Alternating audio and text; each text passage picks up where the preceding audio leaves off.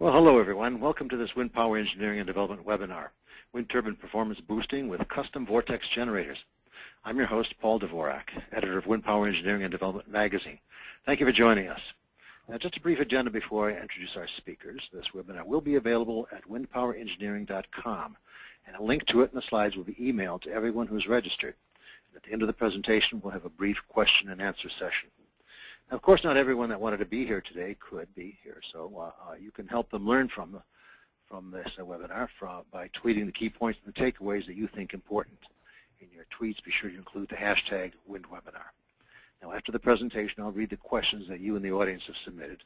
You can do that by typing them into the questions box on your GoToMeeting panel that should be to the right of your screen. If it's not there, look for a small left pointing red arrow. Pick on that. The question box will appear. Now, I suggest not waiting until the end of the presentation. Type your questions in as they come to you, and we'll try to answer as many before our time is up. Now, let me tell you about our speakers. First, we'll hear a brief introduction from John Paul Kane. He's the Rope Access Program Manager at UpWind Solutions, and he received a BA in Mathematics from the University of California in Santa Cruz, where he worked on instrumentation for a multi-object spectrograph at the Lick Observatory. He's worked in wind energy since 2005, primarily in the development of rope access as a primary tool for blade and turbine access. And then we'll hear from Dr. Georgios Pechliv-Anaglu. Georgios is a mechanical engineer and an aerodynamicist with a PhD from the Hermann Fottinger Institute of TU Berlin. He has been the technical director and head of aerodynamics at SMART BLADE GmbH since 2009, and is also the scientific head of the Wind Energy Research Group at TU Berlin. His scientific publications include a paper titled Vortex Generators for Wind Turbine Blades, a Combined Wind Tunnel and Wind Turbine Parametric Study, that published in June of 2012, and he is a thought leader on vortex generator technology in the wind industry. And with that, let us begin. John Paul, the microphone is all yours. Thank you, Paul. Good morning, good afternoon to everybody. I'm very pleased to kick off this webinar and want to thank Wind Power Engineering and Development for the opportunity to lead an in-depth discussion of vortex generators in wind energy. First, I will introduce the partnership. Great partnerships are made when each partner brings something unique to the table. SMART Blade's expertise is in blade design and aerodynamic research and development.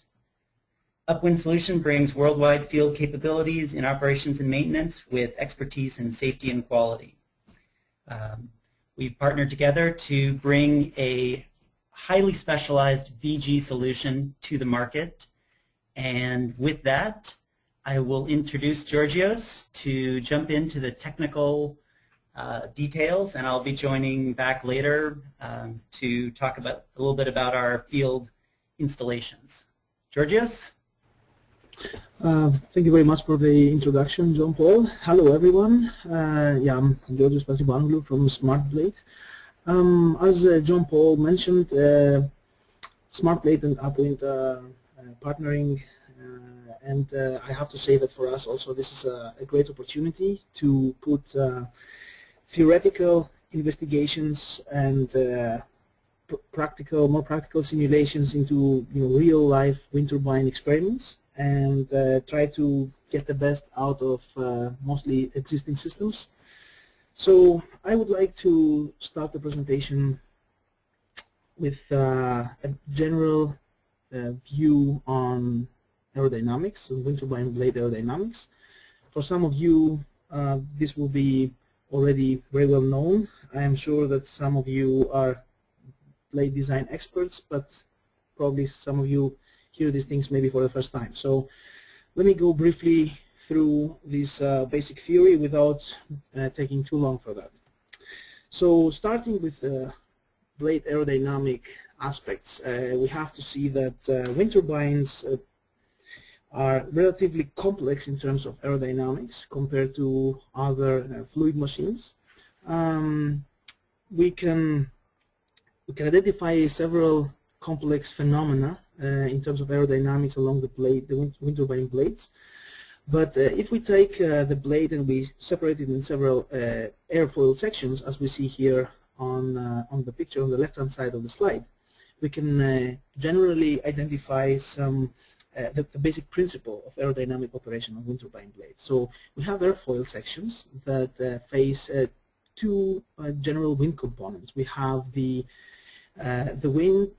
inflow wind component from the atmospheric wind, and due to the rotation of the rotor, we have a rotational component which is generated on the blade and is visible sensed on the blade. So the resulting velocity vector gives the specific airfoil section along the blade its inflow angle and inflow velocity. So closer to the root, the wind component is dominant, and therefore we have relatively high inflow angles, while closer to the tip, the rotational component is dominant, and the inflow angle is generally reduced. Now, in order to accommodate this difference in terms of inflow angle, blades have to have a structural twist. This means the root region and the tip region have to have a relative angle between them in order to accommodate for these inflow angle differences. Now, in theory, as we can see on the red line on the graph on the left-hand side, blades should have a relatively high structural twist component. This would be in the range of 30 degrees or even more. It depends on the blade design, blade size, and all that. Now, in reality, it would be extremely hard to manufacture blades with so high structural twist. It will be also hard to design molds, hard to apply laminates. There are several reasons why we cannot or we don't want to do that, or it's not feasible or economic to do that. Therefore, we limit the structural twist of the blades in something like 14 to 16, 17 degrees of twist. This means that the root region of our blades has to operate at high inflow angle conditions. And what does this mean in terms of aerodynamics? We can see that on the right-hand side of the slide, we have a lift polar and a drag polar of an airfoil section. What this means is we plot the lift produced by an airfoil section along the angle of attack, so the inflow angle variation, and we can see that when the airfoil is aligned with the flow, it produces just a bit of lift force.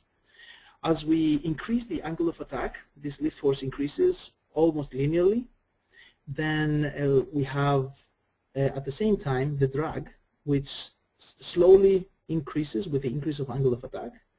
And the first vertical line shows the design point, or the point where this airfoil section is most efficient. It's a combination of high lift and relatively low drag, and this is the design point of this airfoil. So normally wind turbine blades are designed so that each section along the span operates at this point. Now, when we have sections at the inner part of the blade that cannot operate there because of the limited structural twist that we mentioned before, now it's evident that these sections will operate at higher inflow angles. So when we move to the right, we can find this maximum lift point, and beyond that the lift reduces. This is where we start having the aerodynamic stall. At the same time, drag is significantly increased at this operational range, and therefore the post-stall operation, when a turbine blade section operates at stall conditions, is characterized by reduced lift and increased drag.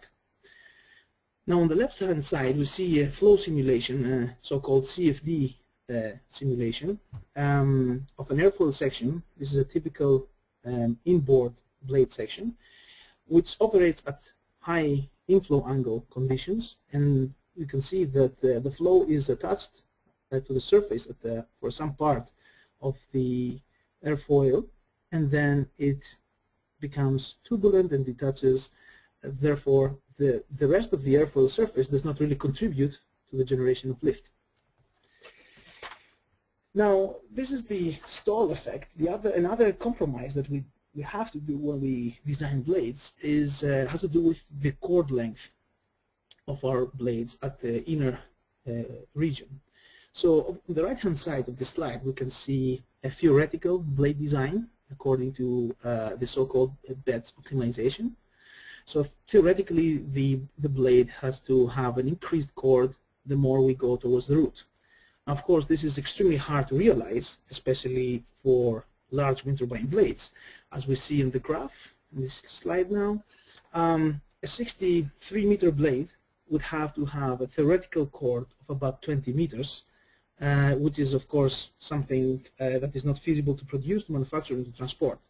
Therefore, we have to have some compromises there and to reduce the chord to something like 4 meters, maybe a bit more for offshore machines.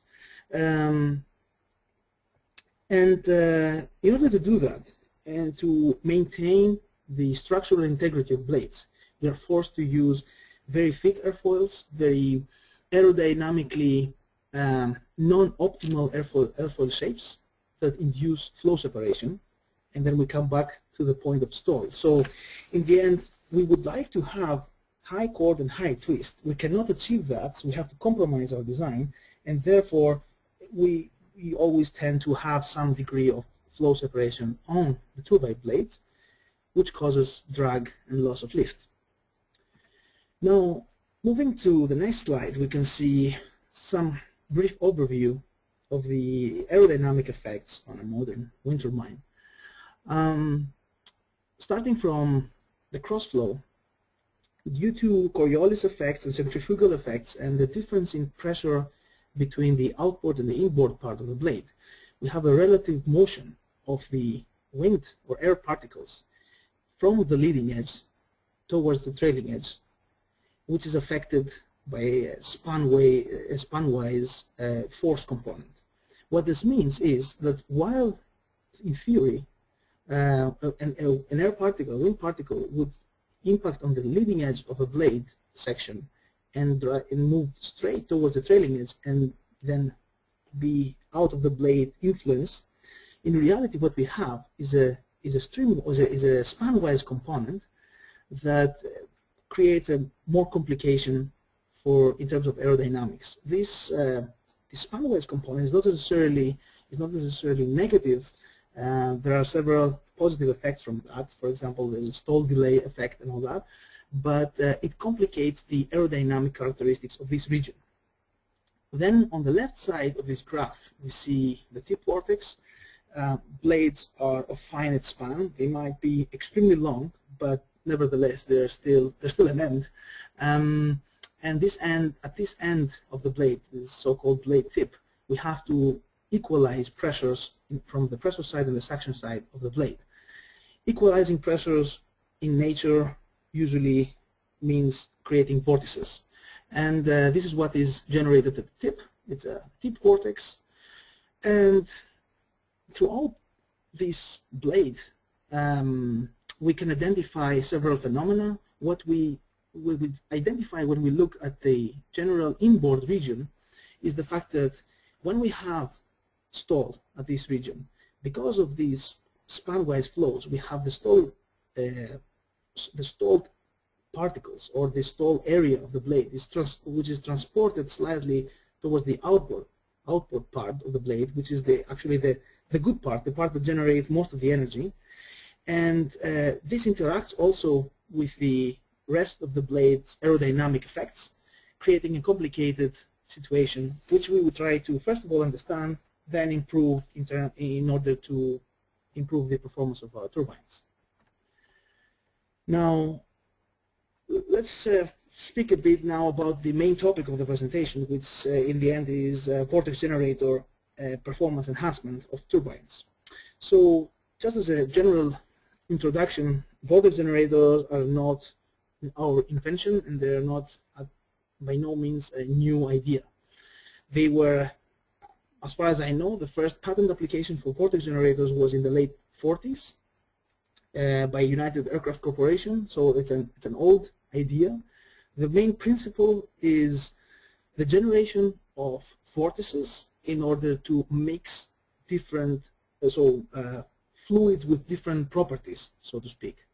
What we have here is, on the right side, is a section of a blade or of an airplane wing or of any other fluid structure.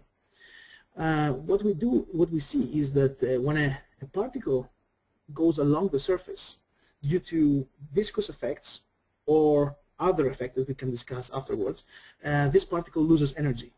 This means at some point the particle will not have enough energy to stick to the surface, and it will separate. And this is what we said before, the stall, the aerodynamic stall.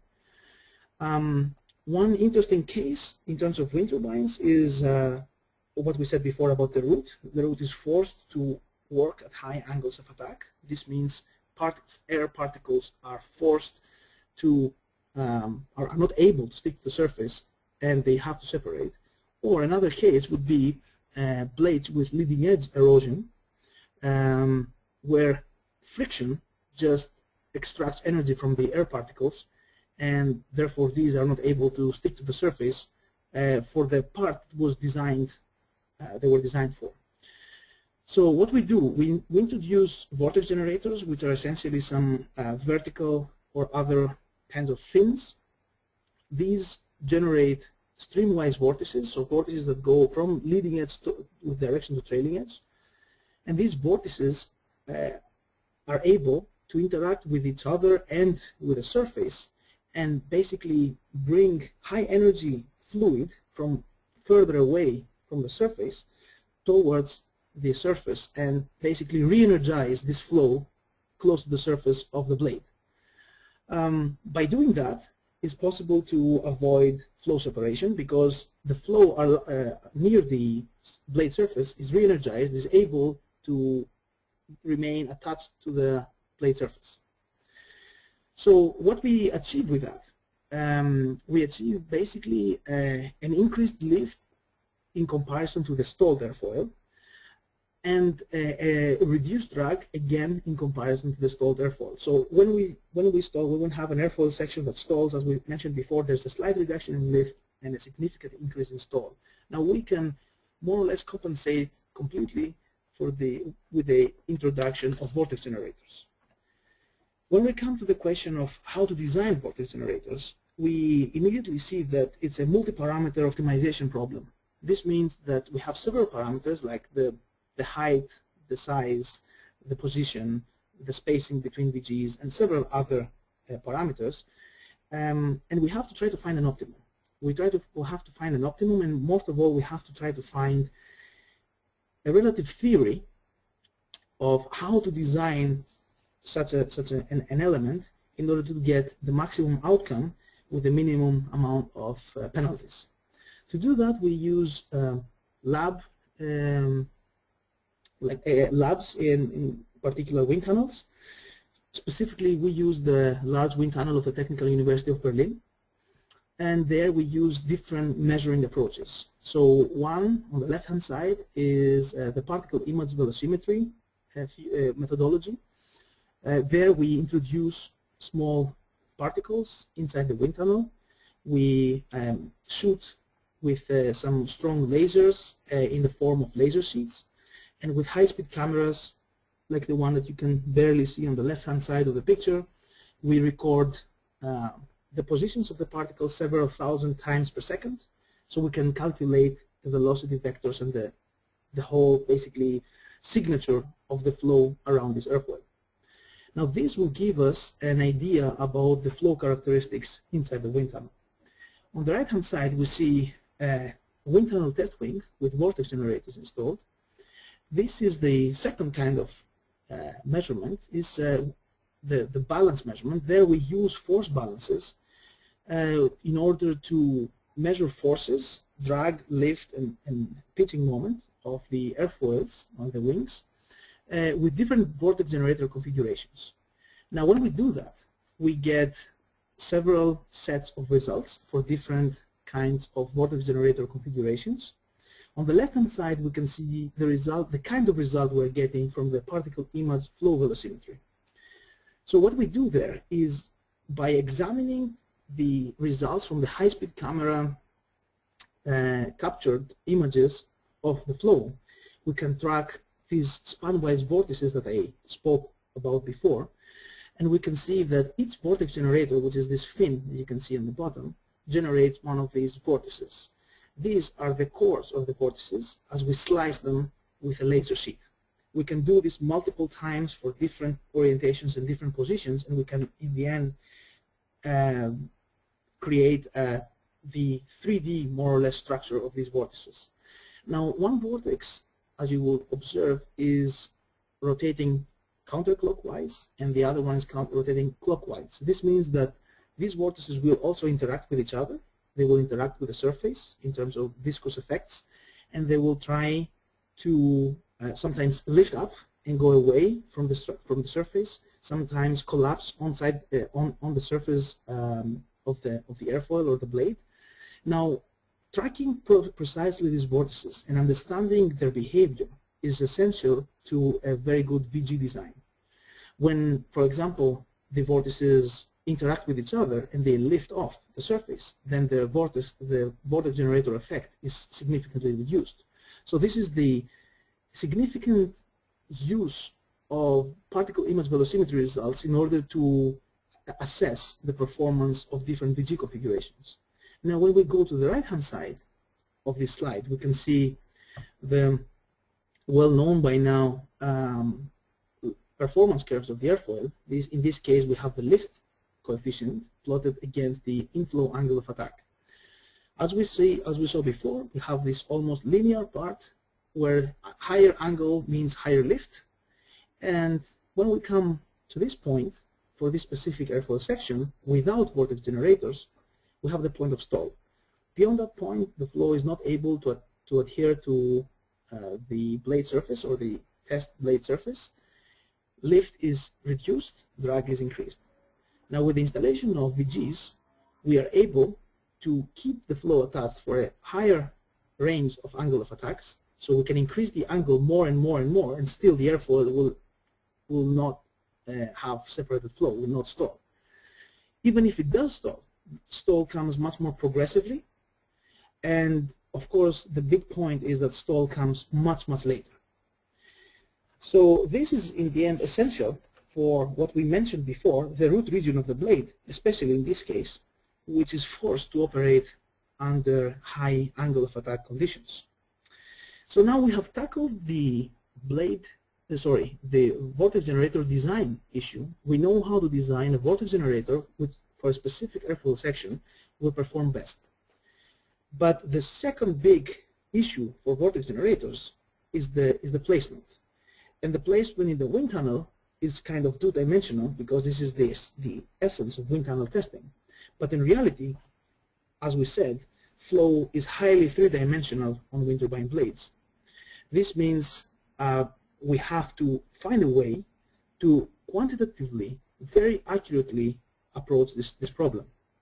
So what we have done is we have developed a solution according to which we can extract statistical informations about the blade aerodynamic behavior.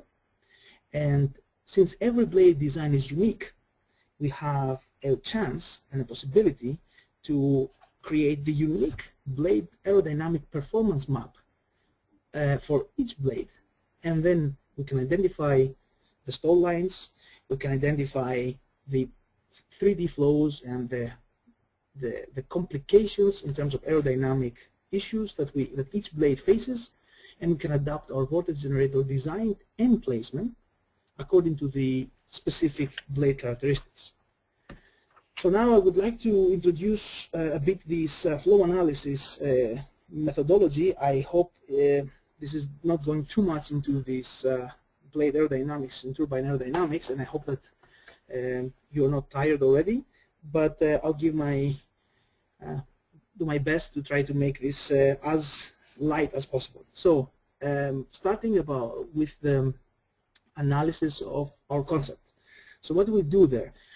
We use some optical sensors in order to track the blade. On the blade, we place flow indicators. These are the what we call flow tufts. These are known devices. It's basically small pieces of yarn that are cut in specific lengths and placed on specific locations on the blade. And what they do is very simple. They just align themselves with the flow. So these flow indicators have been used for many, many years. They are a very well-known solution. What is the specific drawback of this this visualization method? It's just the fact that it's a qualitative flow visualization technique.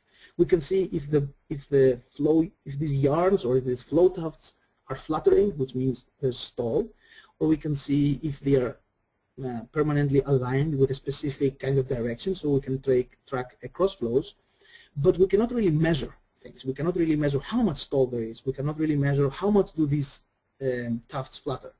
So in order to do that, we have created a very advanced technique. We're actually at the second generation of this technique right now, where we can place specific tracking points on the blade in combination with secondary tracking points on the flow tufts. And what we do essentially is that we capture the position of the blades, including the position of flow tufts and the position of the tracking devices. We use some complex math there for triangulation and overlapping of several instances of the blade. And then what we do is we go from the general blade view to a much more specific flow tuft view.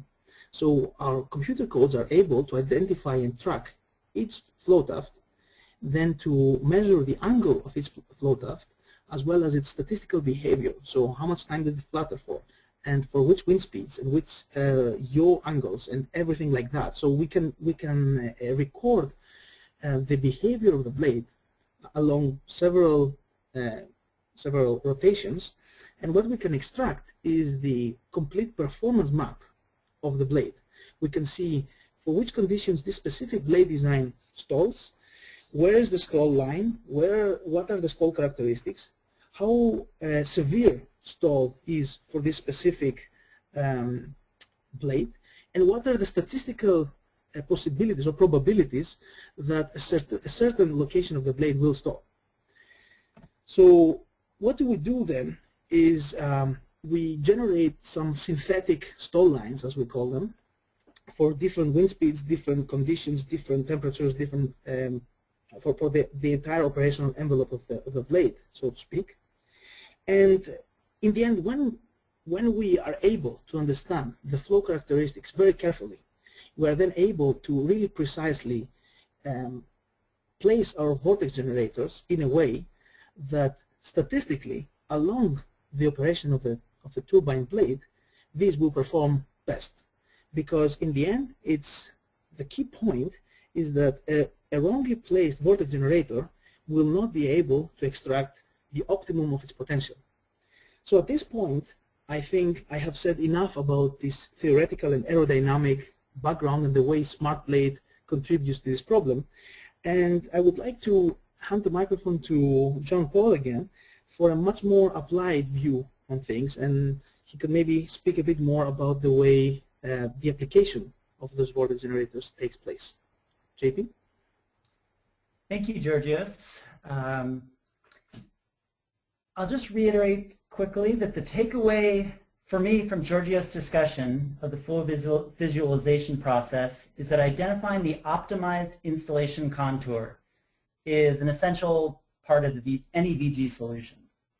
And placing VGs in a non-optimized path hurts you in two ways: increased drag and less lift recovery. So starting with that basis, I'm going to talk a little bit more about how we actually install these in the field and some of our manufacturing processes. First, when SMART BLADE came to UpWind with their vision for a next generation, highly customized VG process, my team, the rope access team, was pulled in to develop a strategy for installation workflow, quality control, and eventually large-scale field installations. What we have here is, on the left-hand side, a rope access worker finishing up an installation of a VG. And it emphasizes both that the VG install solution that SMART BLADE and UpWind has worked together to develop and bring to market follows the flow separation line, the optimized flow separation line for the blade. And that's different for every single blade. So you can see how pronounced of a difference our installation is. And on the right-hand side, another point that is very critical. Earlier in the presentation, Giorgio showed an image where he described crossflow.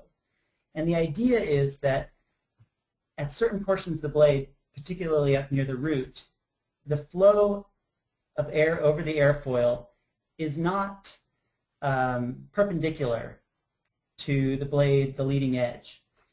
And therefore, if you put VGs in a straight line, all in the same orientation, there are going to be certain portions of that installation where the air that's encountering the VG is not directly into the VG. What that will do is reduces the quality of the vortices and increases drag. Again, two things we want to avoid at all costs. One of the strengths of rope access is that we're highly mobile on the blade, and we were able to develop a process where our technicians, based on the science that SMART Blade provides us, to change the orientation of individual VGs along the line so that we minimize drag. Let's go down to the next slide. Okay, I'm going to talk a little bit about the actual design of the VG and the manufacturing. After the determination of the optimized VG contour, the choice of the plastics and the adhesives is the most important element of the VG solution. So we can break the VG into two parts, the plastic and the adhesive. For both of these components, we have partnered with a worldwide leader in plastics and adhesives and selected a thermoplastic with a UV-resistant additive. For the adhesive, we're using an acrylic foam tape with some truly astounding properties. I literally did not believe it when I was told that we could install these in the rain. Of course, we don't install them in the rain, but the fact that they still perform acceptably in those extreme temperatures and humidity ranges means that we can really maximize our field deployments and provide a very cost-effective install. Anybody who's involved with operations and maintenance of a wind farm or construction of a wind farm knows that weather delays can add huge costs to any project. So the fact that we can install the VGs in such a wide range of conditions allows us to keep costs as low as possible for our customers. As far as the plastics and the adhesives, I just want to speak a little bit about the testing that's been done on our particular selections. For the adhesives in particular, we've used adhesives that have been tested in essentially 4 basic ways. A submersion test in a 5% saltwater solution, and that test resulted in an adhesion that maintained its bond for over 10 years.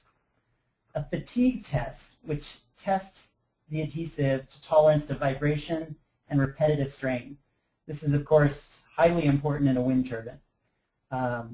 These tapes have been tested for fatigue in real-world applications such as tractor-trailers, big rigs, building signs, and also protective panels on airplane wings. All things that have high vibration and repetitive strain conditions. To back up the real-world testing, the fatigue testing has been simulated by machines as well, and the acrylic foam tapes have performed exceptionally well due to their inherent viscoelasticity. So any hard adhesive that has no give to it will, I should say, I don't know all the different ones out there, but is less likely to perform as well because it'll be subjected to more vibration. But the foam tape, because it has its natural give to it, performs exceptionally well. The other tests, accelerated weathering, no bond strength deterioration even after 7,000 hours of cycling with heat, humidity, and arc lamp exposure, intense UVs. And the final one, outdoor weathering decks. Decks in Arizona, Florida, Japan, and Minnesota showed constant performance even after 5 years in all these different various environments. And therefore, we're very confident in our ability of the VG to survive many, many years and provide the maximum return on investment. Let me continue on a little bit and talk about rope access. So one of the strengths of rope access is the teams are small. We considered using platforms, but anytime you have weather delay, a platform will cost more because there's more people involved and more cost to the platform. With rope access, there's minimal equipment and two-person teams. So we're able to keep costs down in that way. And we're also able to be highly mobile on the blade, so we can do all the precise measurements we need and work very easily, even up at the areas of the blade closest to the root, which are much harder from other access methods. For quality control, on each installation we use a 35-point quality checklist with photo documentation of key steps. This is to ensure that we install every single blade with VGs to the highest possible quality. And Georgios, would you mind skipping to the next slide?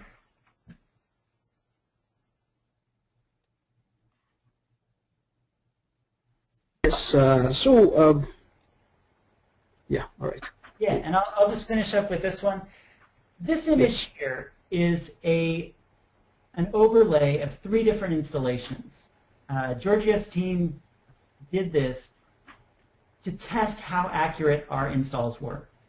This is critical because we wanted to know and test how we were actually going to be able to perform in the real world. Whether, if we identify the optimal contour for the installation and then our teams can't install it to a precise enough degree, it might not matter. But one of the tests we performed is this.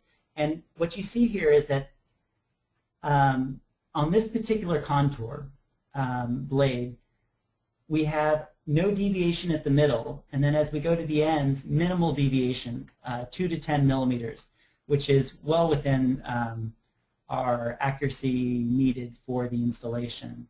And therefore, we are very pleased to be able to provide a solution with highly accurate VG placement. With this, I'm going to turn it back over to Georgios for a little bit more discussion on data analysis, because the entire reason for Vortex Generators is increased power production and a return on the investment for the install. And so being able to prove that you have made an acceptable return on your investment is an important component of any VG process. So, thanks, John Paul. I think I will go on with with trying to explain how do we answer to the main questions that we're getting from customers out there. So, as we saw before, we have found out a way to design an optimal VG. We have found a way to place the VG on the blade, and a very accurate way to install it under severe conditions and to make sure that it will last and it will hold and will stay on the blade for a long, long time. So the first question that we are asked is, okay, how much will the turbine with VGs will perform? How better is it in terms of performance compared to other turbines? So in order to do that, we have developed a whole process of analysis, performance analysis, and I would like to take you through that without too much delay. So what we do is we analyze power performance of several turbines in park, and if we want to do a test installation, we pick out some pairs of neighboring turbines. So we take the performance data of these turbines before VG installation, and we compare, say, turbine A with turbine B. Now, often turbines that are neighboring turbines, even though they should theoretically perform exactly the same, even if there is no wind turbine in the front to obstruct the flow, they do have some small differences and discrepancies between their performance. So we monitor them, and we just generate a clear view of the situation between turbine A and turbine B inside the wind park. Then we install vortex generators on our test turbine. So turbine B is the test turbine in this case, and we use the other turbine as a reference turbine. And we go on comparing performances of these two turbines after the installation, after several months from the vortex generator installation. So what we see on the left-hand side of this slide, we have the power curves before installing VGs. In this case, turbine A was performing better than turbine B in some wind speed range, and that was monitored, and that was recorded from historical data. Now, after installing VGs, the situation was reversed. Now, turbine B is performing slightly better than turbine A. So if we would only see this this part of the slide, then we would assume a relatively small improvement in terms of turbine A, but the reality is different. Turbine B, after the installation of VGs, basically overcame the entire performance handicap that it had before from turbine A, and now it's overperforming. So in the end, that's the way that we have chosen to carefully analyze the final power curves of a test turbine and a control turbine. So then what we do is we take the wind distribution of the specific site, and based on the power curves that we calculated before, we're able to compute the annual energy performance, so the AEP, for the turbine before VGs and the turbine after VGs. So we do we pick several pairs. As you can see here, we see turbine A and B, as well as turbine C and D. These are several pairs in several locations around the wind park, in order to have a very good statistical mean of the improvement due to VGs in this wind park. So in this case, we had a pair where the VGs boosted the performance by 2.14%, in another case by 2.45%, and then we are able to just get an average of what happens in this specific turbine, this specific location, with VGs and without. So from several installations that we have performed, we have seen that we can get somewhere between a 2 and a 3% performance boosting in terms of AEP, and this is all for wind sites which have very flat terrain, so very simple aerodynamics, so to speak, and they are in very good condition. We have to keep in mind that more complex aerodynamics, thicker thicker boundary layers in terms of atmospheric boundary layers, higher turbulence, or dirtier blades or eroded blades will definitely show probably higher improvement, because the VGs would have more issues to correct for. So when we finalize the energy performance analysis, then we can deliver a prediction to the customer, and basically we'll have an idea as well for our solution, how does it perform. The next question that comes is about loads. What happens with the loads? So firstly, I would like to start with the fatigue loading of a turbine. So turbines are operating under turbulence gusts and within the atmospheric boundary layer, so a very highly mixed, highly turbulent flow. The normal operation, during normal operation, blades experience extremely unsteady loads. So during the rotation, as well as in larger time scales, we see the blade aerodynamic loads varying significantly. This means the blades might stall for a couple of seconds, the flow might reattach, then we will have other effects that will vary the loads, and then this happens all again and again for the predicted 20 years of operation of the turbine. Now, by introducing vortex generators, what we can do is we can stabilize the flow, especially at this inner region where we have often stall, and therefore we can reduce this load variability. When we reduce the load variability, basically the performance of the blade is closer to the performance we would like the blade to have in theory, so a more constant and more consistent performance.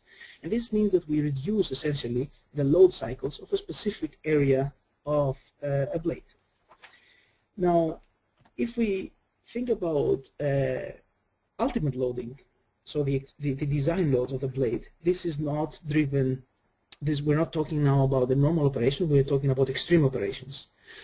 So in reality, what we see is that, of course, vortex generators have cause a slight increase in the lift, in loads, because of their increase in lift. Now, when we analyzed this effect in detail, we took a reference blade, we took reference materials and as well as a lamination plan, and we applied a full finite element analysis, FEA analysis on the blade for these loads and these additional loads due to vortex generators. So what we saw is that this additional loading of around 2 to 3% that we found out is insignificant in comparison to the extreme loads, so these design loads where the blade has to withstand.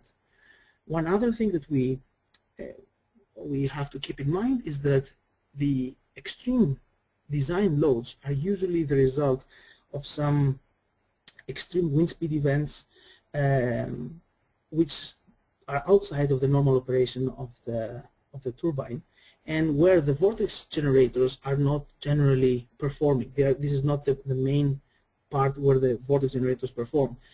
So through this analysis, we are able to somehow prove that vortex generator additional loading is not significant with respect to turbine structure's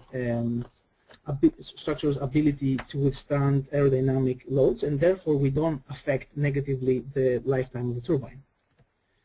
And coming to the last problem or the last question that we always have to answer is regarding noise. People often ask, do VGs create more noise? So essentially what we have seen from the field is that turbine blades with stall problems, so turbine blades that stall in the inner blade region, often create what's called stall noise. This is one of the noise sources of a wind turbine blade. And there are several other sources, but we don't have to speak about aeroacoustics right now. So this is one of the noise sources. So when we eliminate the flow separation region with the use of VGs, we essentially eliminate this noise source as well. So not only VGs don't introduce noise, but they actually reduce this specific stall noise because they reduce stall. In order to prove that, we went back to the wind tunnel and just wait for the slide to change. Yeah, went back to the wind tunnel and we measured a wind turbine airfoil at first without VGs. So this is a sweep of a wind turbine airfoil from 0 degrees angle of attack towards stall and then beyond stall. And we can see here that as the angle of attack increases, at some point we reach stall, and then the noise increases rapidly.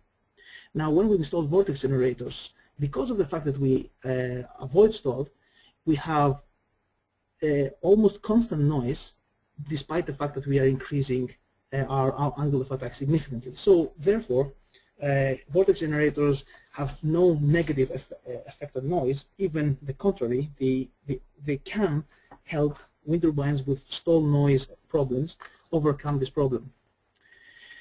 So I would like to conclude now, just briefly mentioning that the main problem was aerodynamic stall, the complex crossflows, and all the complex aerodynamic effects that turbines face. We are able to answer to these problems. We are able to install vortex generators and improve performance, reduce load variability, and even at some points and sometimes reduce specific sources of noise. Now, at this point, I would like to finally pass the microphone to John Paul again, just to conclude this presentation with the outcome and the results. So, John Paul? Thank you, Georgios. To summarize, the process features our nonlinear installation contour provides for an accurately traced flow separation line, and this allows us to optimize the performance of the VGs. In addition to that, the varying VG orientation, correctly oriented VGs will minimize the drag and produce the highest quality vortices. Then the fixed repeatable measurement points and use of installation templates via rope access allows us for optimal and accurate placements. And this is actually very important for the aerodynamic balance of the blades. Of course, since VGs are affecting the performance of blades, if you affect blades in an unbalanced manner, that can disrupt the balance of the turbine rotor set. So very important for accurate placement of VGs. And the last point is the self-adhesive tape application, and its strength is in its almost unbelievable installation envelope, and it allows us to place VGs in a highly accurate, 2 to 10 millimeter accuracy on the blade. Georgios, can you skip to the next slide?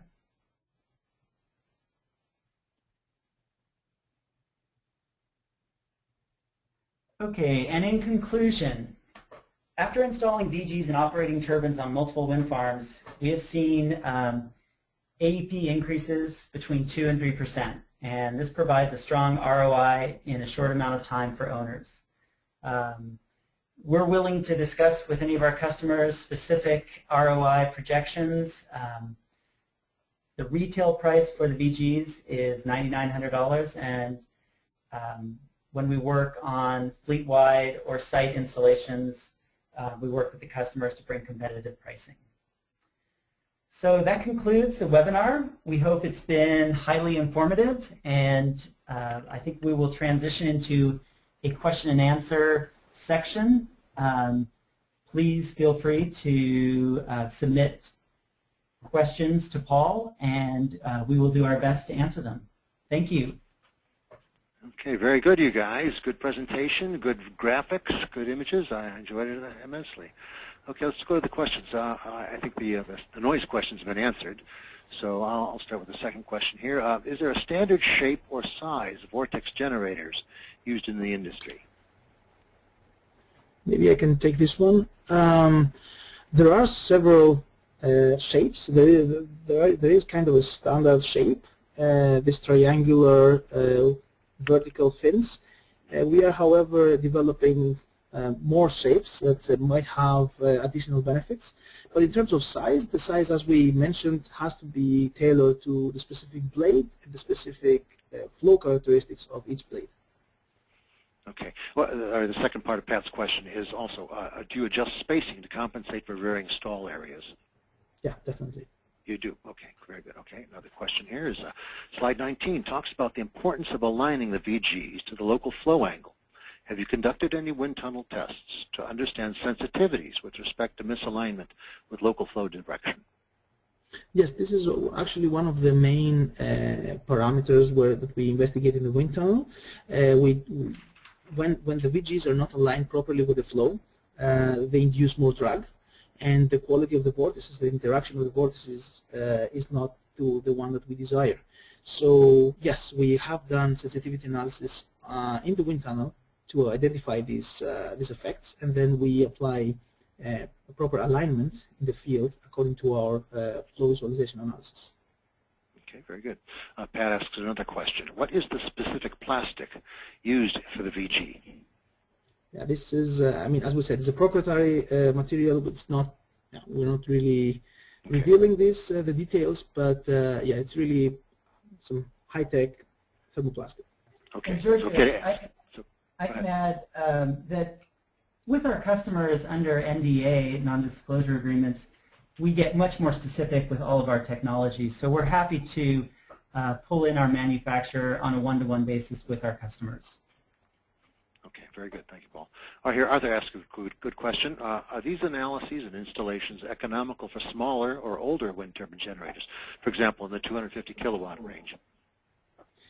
I can say from some experiments we have done with smaller machines that the performance boost that we achieve there is much higher than the one that we achieve with the large machines.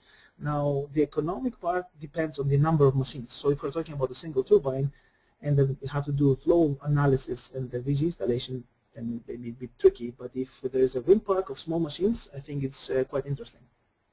And Georgios, I'll also add that from the installation component, there's costs that are fixed. So deployment of technicians on a smaller wind turbine, it may not be that much faster to install. So it's something where we'd have to get it in real detail with our business development team to really do some analysis. But there are fixed costs. So my guess is that the return on investment would be longer, but could still be very valuable.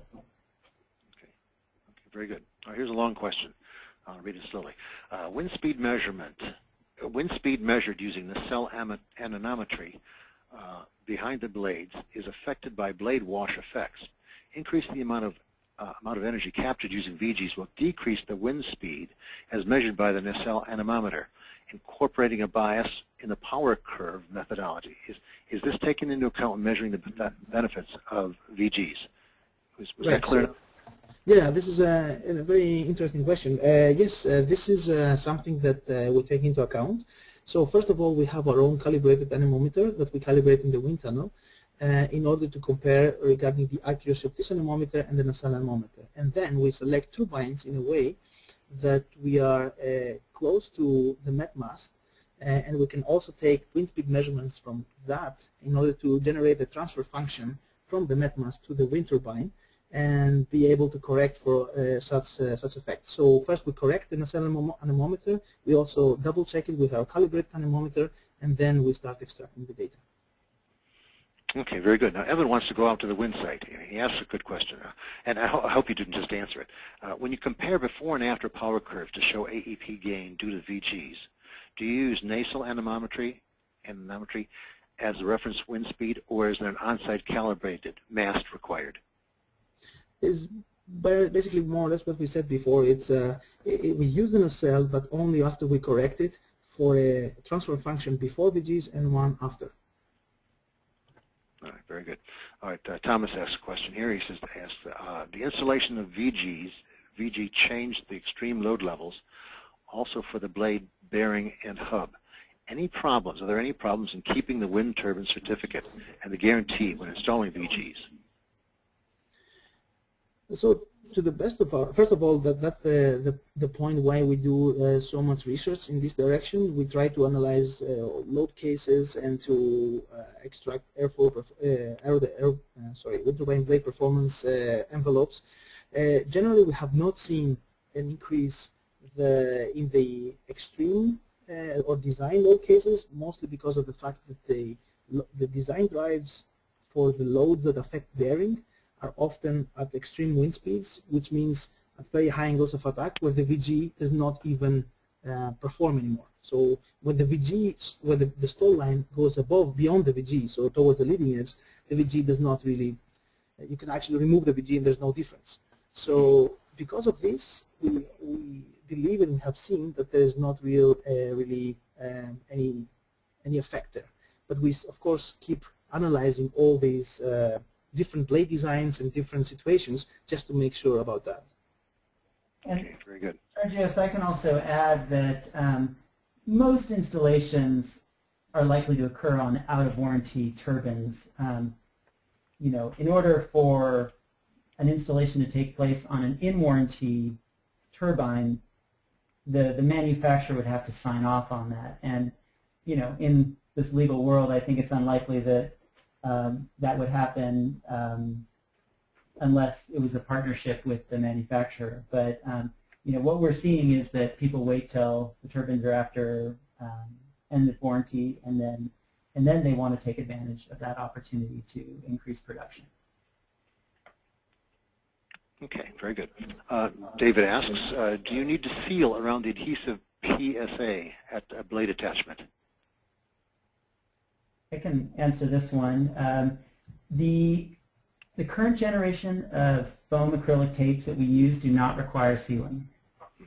And they've been tested, as I mentioned, underwater on weathering decks, the deep tests, and also in real-world applications. And I can add that some of the applications that have been used for decades now are sign installations on buildings and building panels. So, you know, an application such as a sign installation on a building is highly critical. You know, a failure there could result in property damage and potentially even loss of life. So we're highly confident. And as I mentioned, with customers, we're happy to go in more detail about the specific manufacturing and specifics on the adhesive. Okay, very good. Okay, Mike asks, respective of blade lifetime expectations, are you stating that blade designs are driven by ultimate load parameters rather than fatigue load parameters, and therefore the small increase in lift-related loads presents no real risk of blade life reduction? Yeah, I would like to maybe take this one. I think it depending on the blade length. There were blades. I think initially the main design driver was were extreme loads. Now fatigue loads are becoming more and more significant for larger blades. So I think there's no clear answer as to if fatigue or ultimate loads are more essential. The point is that by reducing the variability on the lift variability, we definitely reduce fatigue loads. By adding a small percentage, so a very slight increase of constant load at the root region, we have seen until now that we don't increase ultimate loads. But the main point is that, and that's why we offer our engineering capability, that we can actually work together with the customer and perform all kinds of load analysis that the customer requires in terms of blade loads, so that we can see and we can prove that there's no issue with Vortex Generator. So this is also a unique offering from our side, the fact that we are ready to perform all kinds of aeroelastic simulations if necessary. Okay. All right, Emily wants certainty, you guys. What kind of performance guarantee do you provide for customers? I think this has to be discussed probably individually, or what do you say, John Paul? Yeah, absolutely. I mean, this is something we work on a case-by-case basis, but I can say that right now we are working on an agreement with the customer with a specific guarantee that would result in a refund if we didn't meet that guarantee. So we are very confident in the ability of these to provide a return on investment. Okay. We've got a number of questions here. Even though we're over our hour, I think we've got a number of good questions, so I'll go on for a little bit. Do control schemes need to be upgraded to take advantage of the increased lift? I would say that usually the more advanced the control strategy of the turbine, the better it is for the VGs. Now, if there is, usually we don't face problems with the controller. Now, if there's the chance to upgrade the controller, we can, in combination with our flow visualization, we can identify problems that VGs in combination with control upgrade can even have a bigger effect. But this is not usually the case. So in general, I would say controllers do not give us a hard time. If there's access to the controller, it's great. Okay. All right. Ben asked a question. He's thinking more annually. Is there a significant seasonality impact on the production gains due to the changing air densities and turbulence intensities? So regarding the air density and the turbulence intensity, we have to, so the Vortex generators will perform and will generate vorticity in all kinds of conditions. And the changes in terms of density and turbulence are insignificant in this aspect. So turbulence, the vortices are not so sensitive to turbulence and density. Of course, the turbine performance will, in general, globally be affected as any turbine in terms of density and turbulence. Okay, here's a good question. How will a stall-controlled turbine react to an optimized project using VGs? Usually, stall-controlled turbines have a much higher potential to in terms of VGs because, of course, we we delay stop. So, but the point is that we have to be extremely careful there, and we can do this with the flow analysis because if we can basically overpower the turbine very easily with vortex generators because we can avoid almost completely stall. But generally, for stall turbines, vortex generators are a great solution. Okay, good. Excellent. All right. Steve asks, have you investigated the use of the VGs near the blade tips? Yes, this is of course something which yeah, we have investigated. We still investigate. The main problem there is that this outer part of the blade is much more sensitive in terms of performance, and we'd rather work together with manufacturers on that than with operators. Again, it all depends on the specific blade. So if there's a blade with significant aerodynamic problems at the tip that we can identify through a flow visualization, we can propose solutions that are safe. But for bigger changes, we tend to try to work together with manufacturers there. Okay, all right, here's a good question. Do you account for any VG failure rates in your ROI projections? Well, have you seen any VG failure rates? We have not seen any failures on VGs, and we have installed many wind turbines. I don't really remember the number, probably John Paul knows the number, but we do account for failure rates, and we have computed the VGs that could fly off before we send the team out there to replace them in terms of, so we check aerodynamic imbalance and we check also performance reduction, and we have created a small model there to account for these. But as I said, until now we have never seen a VG fly off. Okay, all right. Yes, can I just add to that quickly? One of the strengths of this VG solution is that the VGs are modular, and it's so easy to install one. So just like a blade needs maintenance over the course of its life, the VG install, a decade from now, will likely need some maintenance. But it's very easy for an inspection team to reinstall any VGs. And as Georgios mentioned, a certain percentage of VGs can be lost. There's actually a scheme worked out for it, whether they're VGs that are adjacent or they're spaced throughout the line, that can be lost without unbalancing the blade. So there is some accounting for that, and but they can easily be replaced, unlike some of the VGs that we've worked with in the past. Okay. It is a sort of another VG failure question. Ice on the blades. What's the impact of ice on the VGs on a blade? So generally, I would say that we have oversized the VG contact surface, especially taking into account ice or some kicks and steps from rope access technicians, even though the UpWind guys are extremely careful. But I would say that in the inner part of the blade, so near the root or the inner 1/3 of the blade, where we tend to install VGs, is not so much severely affected from ice. If there is ice, usually the turbine will stop, and as long as the turbine stops, then the ice will usually not cause a problem. For extreme events, I think we have to see what could be the case, but as far for until now, we have not seen any icing problems causing trouble to our VGs. Okay, very good. Well, here's a practical question. How long does it take to install a single wind turbine? I can tackle that. Our VG solution is unique in that it's highly specialized. So as we mentioned, the accuracy involved with the VG, the UpWind Smart Blade solution requires more work. But we're currently installing them in a short day on one turbine. Mm-hmm. Okay.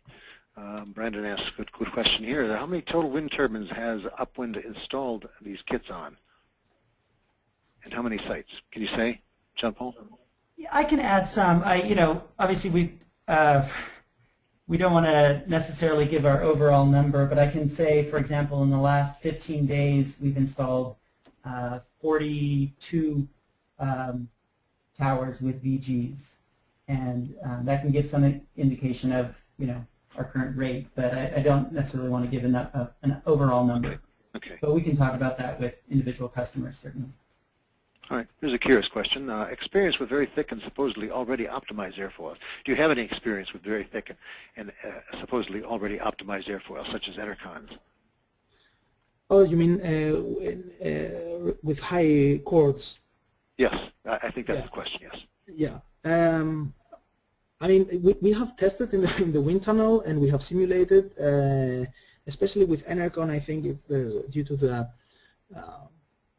maintenance contracts of most of the Enercon customers. We have not tried to, or we have not installed VGs there, and so that we have not done a flow viz analysis on the Enercon blade, so we don't know if there are any aerodynamic issues in reality. But in terms of theoretical investigations and wind tunnel tests, yes, we have done such things. All right, very good. And we'll close on that, all right? I want to thank you very much, ladies and gentlemen. Once again, the webcast will be available for reviewing at windpowerengineering.com. And the slides will be mailed to everyone who is registered. And we also invite you to visit one final message then, you can follow Wind Power Engineering on Facebook, Twitter, and LinkedIn. And this concludes our presentation. I want to thank everyone for their attention. From the staff here at Wind Power Engineering and Development, we wish you a good and productive day.